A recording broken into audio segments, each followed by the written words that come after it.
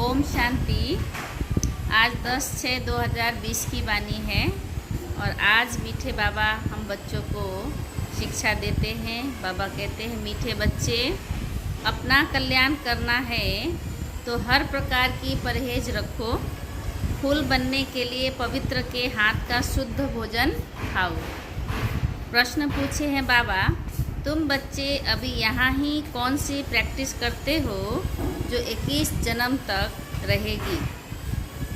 उत्तर में बाबा ने कहा, सदा तन मन से तंदुरुस्त रहने की प्रैक्टिस तुम यहाँ से ही करते हो। तुम्हें दधीची ऋषि मिसल यज्ञ सेवा में हड्डियाँ देनी हैं, लेकिन हठयोग की बात नहीं है।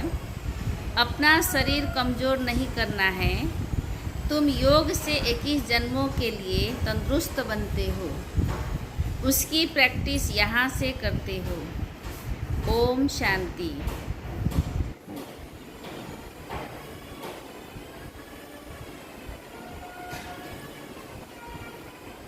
बाबा ने कहा, कॉलेज अथवा यूनिवर्सिटी होती है तो टीचर भी स्टूडेंट की तरफ देखते हैं। गुलाब का फूल कहाँ है? फ्रंट में कौन बैठे हुए हैं? यह भी बगीचा है, परंतु नंबरवार तो है ही। यहाँ ही गुलाब का फूल देखता हूँ, फिर बाजू में रतन ज्योति देखता हूँ, कहाँ अक का भी देखता हूँ। बाबा ने कहा, बागवान को तो देखना पड़े ना। उस बागवान को ही बुलाते हैं कि आकर इस कांटों के जंगल को ख़त्म कर फूलों का कलम लगाओ। तुम बच्चे प्रैक्टिकल में जानते हो कैसे कांटों से फूलों का सैपलिंग लगता है। तुम्हारे में भी बहुत थोड़े हैं जो इन बातों का चिंतन करते हैं। बाबा कहते हैं, यह भी तुम बच्चे ही जानते हो, वह बागवान भी है, खिवैया भी है, सबको ले जाते हैं। फूलों को देख बाप भी खुश होते हैं। हर एक समझते हैं कि हम कांटों से फूल बन रहे हैं। नॉलेज देखो कितनी ऊंची है। इस समझने में भी बहुत बड़ी बुद्धि चाहिए। यह है ही कलयुगी नरकवासी। तुम स्वर्गवासी बन रहे हो। बाबा ने कहा, सन्यासी लोग तो घर बार छोड़ कर के भाग जाते हैं। तुमको भागना नहीं है। किसी किसी घर में एक कांटा है तो एक फूल है। बाबा से कोई पूछते हैं, बाबा बच्चे की शादी कराए? तो बाबा कहेंगे, भल कराओ, घर में रखो, संभाल करो। पूछते हैं तो इसका मतलब बाबा समझ जाते हैं कि उनको हिम्मत नहीं है। तो बाबा भी कह देते हैं, भल करो। कहते हैं, हम तो बीमार रहते हैं, फिर बहू आएंगी, उनके हाथ का खाना पड़ेगा। बाबा कहेगा, भल खाओ, ना करेंगे क्या? सरकमस्टांस ऐसे हैं, खाना ही पड़े, क्योंकि मोह भी तो है ना। घर में बहू आई तो बात मत पूछो, जैसे कि देवी आ गई, इतने खुश होते हैं। अब यह तो समझने की बात है। हमको फूल बनना है तो पवित्र के हाथ का खाना है, उसके लिए अपना प्रबंध करना है। इसमें पूछना थोड़े ही होता है। बाप समझाते हैं, तुम देवता बनते हो।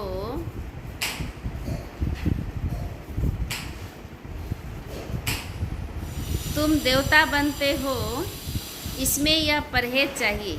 जितनी जास्ती परहेज रखेंगे उतना तुम्हारा कल्याण होगा। जास्ती परहेज रखने में कुछ मेहनत भी होगी।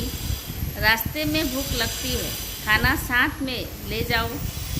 कोई तकलीफ़ होती है, लाचारी है, तो स्टेशन वालों से डबल रोटी ले खाओ। सिर्फ बाप को याद करो। इनको ही कहा जाता है योग बल। इसमें हठयोग की कोई बात नहीं है। शरीर को कमज़ोर नहीं बनाना है। बाबा का कहना है कि खाना है, शरीर को कमज़ोर नहीं बनाना है। दधीची ऋषि मिसल हड्डी हड्डी देनी है सेवा में। इसमें हठयोग की बात नहीं है। यह सब है भक्ति मार्ग की बातें। शरीर को तो बिल्कुल तंदुरुस्त रखना है। योग से 21 जन्मों के लिए तंदुरुस्त बनना है। यह प्रैक्टिस यहाँ ही करनी है। बाबा समझाते हैं, इसमें पूछने की दरकार नहीं रहती। हाँ, कोई बड़ी बात है, उसमें मूंझते हो तो बाबा से पूछ सकते हो। छोटी छोटी बातें बाबा से पूछने में कितना टाइम जाता है। बाबा ने कहा, बड़े आदमी बहुत थोड़ा बोलते हैं। शिव बाबा को कहा जाता है सदगति दाता। रावण को सदगति दाता थोड़े ही कहेंगे। अगर होता तो उनको जलाते क्यों? बच्चे समझते हैं रावण तो नामी ग्रामी है। भल ताकत रावण में बहुत है, परंतु दुश्मन तो है ना। आधा कल्प रावण का राज्य चलता है, परंतु कब महिमा सुनी है रावण की? कुछ भी नहीं। बाबा कहते, तुम जानते हो कि रावण 5 विकारों को कहा जाता है।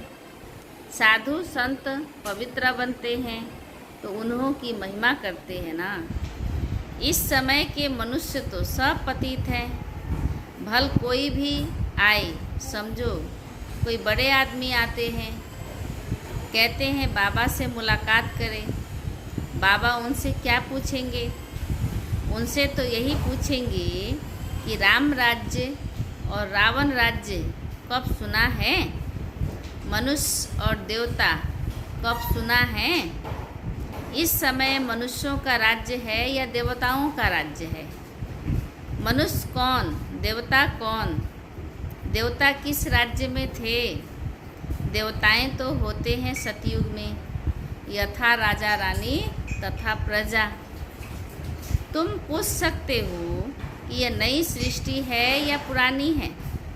सतयुग में किसका राज्य था और अभी किसका राज्य है? चित्र तो सामने है।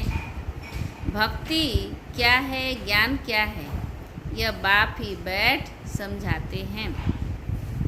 जो बच्चे कहते हैं बाबा धारणा नहीं होती, उन्हें बाबा कहते, अरे अल्प और बे तो सहज है ना।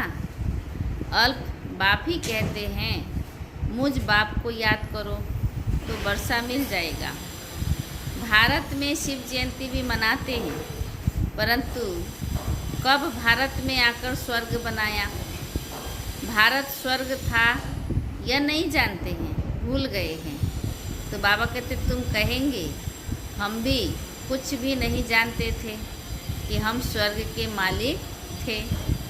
अब बाप द्वारा हम फिर से देवता बन रहे हैं। समझाने वाला मैं ही हूँ।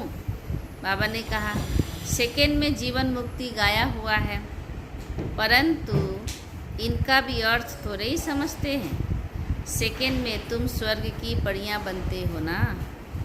इनको इंद्र सभा भी कहते हैं। वह फिर इंद्र समझते हैं बरसात बरसाने वाले को। अब बाबा कहते हैं, बरसात बरसाने वालों की कोई सभा लगती है क्या? इंद्र लौट इंद्र सभा क्या क्या सुनाते हैं। तो बाबा ने कहा, आज फिर से यह पुरुषार्थ कर रहे हैं, पढ़ाई है ना। बैरिस्टरी पढ़ते हैं तो समझते हैं कल हम बैरिस्टर बनेंगे। तुम आज पढ़ते हो, कल शरीर छोड़ राजाई में जाकर के जन्म लेंगे। तुम भविष्य के लिए प्रारब्ध पाते हो। यहाँ से पढ़कर जाएंगे, फिर हमारा जन्म सतयुग में होगा। एम यहाँ से पढ़कर जाएंगे, फिर हमारा जन्म सतयुग में होगा। एम ऑब्जेक्ट ही है प्रिंस प्रिंसेस बनने की। बाबा ने कहा, यह राजयोग है ना। कोई कहे बाबा हमारी बुद्धि नहीं खुलती। बाबा ने कहा, यह तो तुम्हारी तकदीर ऐसे है, ड्रामा में पार्ट ऐसा है, उसको बाबा चेंज कैसे कर सकते हैं? स्वर्ग का मालिक बनने के लिए तो सब हकदार हैं, परंतु नंबरवार तो होंगे ना। ऐसे तो नहीं सब बादशाह बन जाए। कोई कहते हैं ईश्वरीय ताकत है तो सबको बादशाह बना दे, फिर प्रजा कहाँ से आएगी? बाबा ने कहा सब बादशाह बन जाएंगे तो। यह समझ की बात है ना। इन लक्ष्मी नारायण का राज्य था, अभी तो सिर्फ नाम मात्र महाराजा महारानी हैं। टाइटल भी दे देते हैं। लाख 2 देने से राजा रानी का लक़ब यानी टाइटल मिल जाता है। फिर चाल भी ऐसी रखनी पड़े, बाबा ने कहा।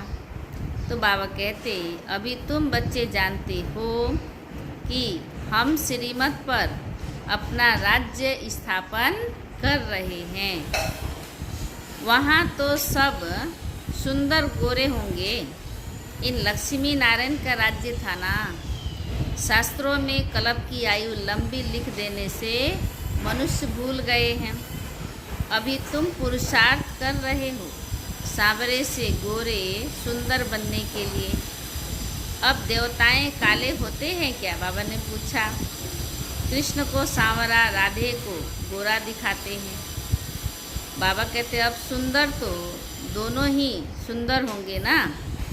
फिर काम चिता पर चढ़ दोनों ही काले बन जाते हैं। वहाँ है सुनहरी दुनिया के मालिक और यह है काली दुनिया। तुम बच्चों को एक तो अंदर में खुशी रहनी चाहिए और दैवी गुण भी धारण करने चाहिए। कोई कहते हैं बाबा बीड़ी नहीं छूटती है, तो बाबा कहते हैं, बाबा कहेंगे अच्छा बहुत पियो। पूछते हो तो क्या कहेंगे? परहेज में नहीं चलने से गिरोगे। खुद अपनी समझ होनी चाहिए ना कि हम देवता बनते हैं तो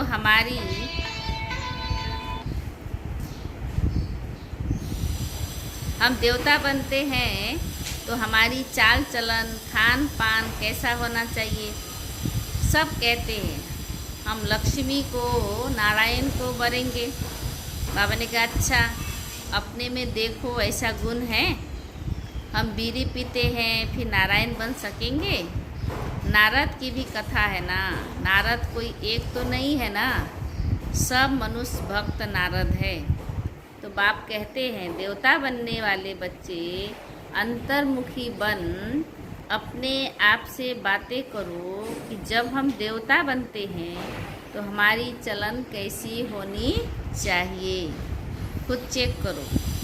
हम देवता बनते हैं तो शराब नहीं पी सकते, बीड़ी नहीं पी सकते, विकार में नहीं जा सकते, पतित के हाथ का नहीं खा सकते, नहीं तो अवस्था पर असर हो जाएगा। यह बातें बाप बैठ समझाते हैं। ड्रामा के राज को भी कोई नहीं जानते हैं। यह नाटक है, सब पाठधारी हैं। हम आत्माएं ऊपर से यानी परम धाम से आती है यहाँ पाठ बजाने। पाठ तो सारी दुनिया के एक्टर्स को बजाना है ना। सबका अपना अपना पाठ है। कितने पाठधारी हैं, कैसे पाठ बजाते हैं, यह वैरायटी धर्मों का झाड़ है। बाबा ने कहा एक आम के झाड़ को वैरायटी झाड़ नहीं कहेंगे, उसमें तो एक आम ही होगा। यह मनुष्य सृष्टि का झाड़ तो है, परंतु इनका नाम है वैरायटी धर्मों का झाड़। बीज एक ही है बाबा। मनुष्यों की वैरायटी देखो कितनी है, कोई कैसे है। यह बाप बैठ समझाते हैं। मनुष्य तो कुछ नहीं जानते, मनुष्यों को बाप ही पारस बुद्धि बनाते हैं। तुम बच्चे जानते हो इस पुरानी दुनिया में बाकी थोड़े रोज है। कल्प पहले मुआफिक सैपलिंग लगती रहती है। बाबा ने कहा अच्छी प्रजा, साधारण प्रजा का भी सैपलिंग लगता है ना, सैपलिंग लगता है। यहाँ ही राजधानी स्थापन हो रही है। बच्चों को हर एक बात में बुद्धि चलानी होती है। ऐसे नहीं मुरली सुनी न सुनी फर्क नहीं पड़ता। बाबा ने कहा ऐसा नहीं, यहाँ बैठे भी बुद्धि बाहर भागती रहती है। ऐसे भी हैं, कोई तो सन्मुख मुरली सुनकर बहुत गदगद होते हैं, नशा चढ़ जाता है, मुरली के लिए भागते हैं। भगवान पढ़ाते हैं तो ऐसी पढ़ाई छोड़नी थोड़े ही चाहिए। बाबा ने कहा टेप में एक्यूरेट भरता है, तो सुनना चाहिए। साहूकार लोग खरीद करेंगे तो गरीब सुनेंगे। अभी ड्रामा अनुसार टेप में ही सुनने के लिए मिल रहा है, यानी यूट्यूब के द्वारा। कितनों का कल्याण हो जाएगा। गरीब बच्चे भी अपना भाग्य बहुत ऊंचा बना सकते हैं, बाबा ने कहा। बाबा बच्चों के लिए मकान बनवाते हैं। गरीब 2 रुपया भी मनी ऑर्डर कर देते हैं। बाबा इसकी 1 ईंट मकान में लगा देना, 1 रुपया यज्ञ में डाल देना, फिर कोई तो हुंडी भरने वाला भी होगा ना। मनुष्य हॉस्पिटल आदि बनाते हैं, कितना खर्चा लगता है। साहूकार लोग सरकार को बहुत मदद करते हैं। उनको क्या मिलता है? अल्पकाल का सुख। बाबा ने कहा यहाँ तो तुम जो करते हो 21 जन्मों के लिए देखते हो। बाबा ने सब कुछ दिया। विश्व का मालिक पहला नंबर बना। ब्रह्मा बाबा ने सब कुछ दे दिया, तन मन धन, तो विश्व का मालिक पहला नंबर बना। 21 जन्मों के लिए ऐसा सौदा कौन नहीं करेगा, बाबा ने कहा। जो समझदार होंगे वो करेंगे। भोलानाथ तब तो कहते हैं ना, अभी की ही बात है। कितना भोला है।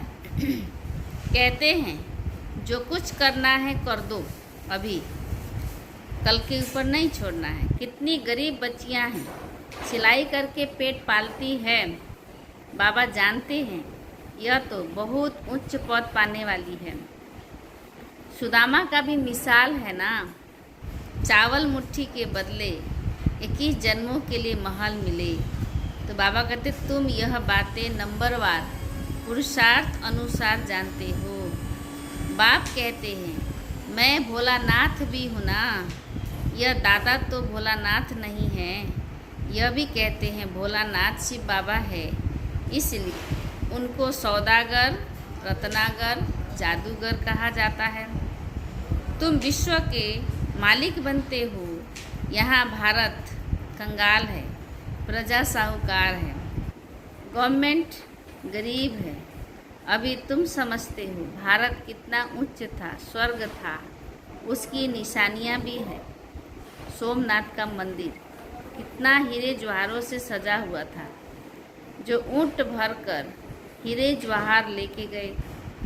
तुम बच्चे जानते हो अभी यह दुनिया बदलनी जरूर है, उसके लिए तुम तैयारी कर रहे हो।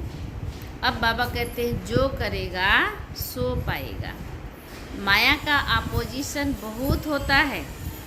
तुम हो ईश्वर के मुरीद, बाकी सब है रावण के मुरीद। तुम हो शिव बाबा के। शिव बाबा तुमको वर्षा देते हैं, सिवाय बाप के और कोई बात बुद्धि में नहीं आनी चाहिए। अच्छा, मीठे मीठे सिखी लधे बच्चों प्रति माता पिता बाप दादा का याद प्यार और गुड मॉर्निंग। रूहानी बाप की रूहानी बच्चों को नमस्ते। हम रूहानी बच्चों की रूहानी बाप दादा को याद प्यार, गुड मॉर्निंग और नमस्ते नमस्ते नमस्ते। अच्छा, अभी बाबा पूरे मुरली का मुख्य सार सुना रहे हैं, समझा रहे हैं धारणा करने के लिए। तो धारणा के लिए मुख्य सार, पहला पॉइंट बाबा ने कहा अंतर्मुखी बन।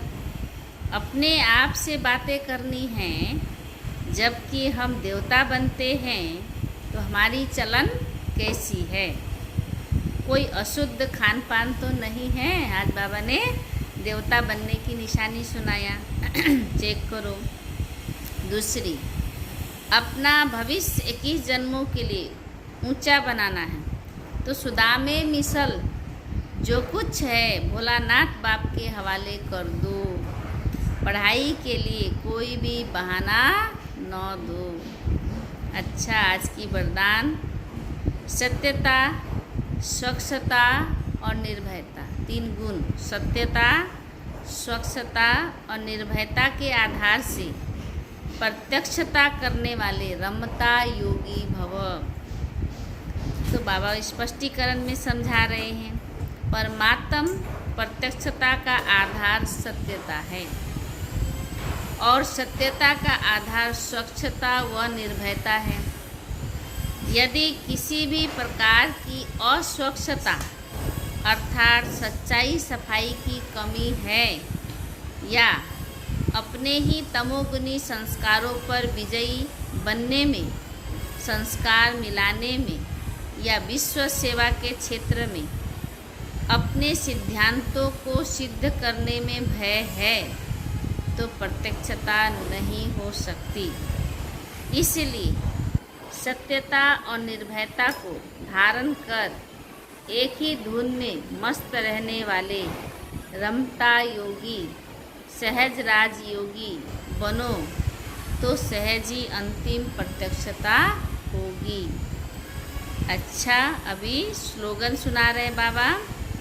बेहद की दृष्टि वृत्ति ही यूनिटी का आधार है, इसलिए हद में नहीं आओ।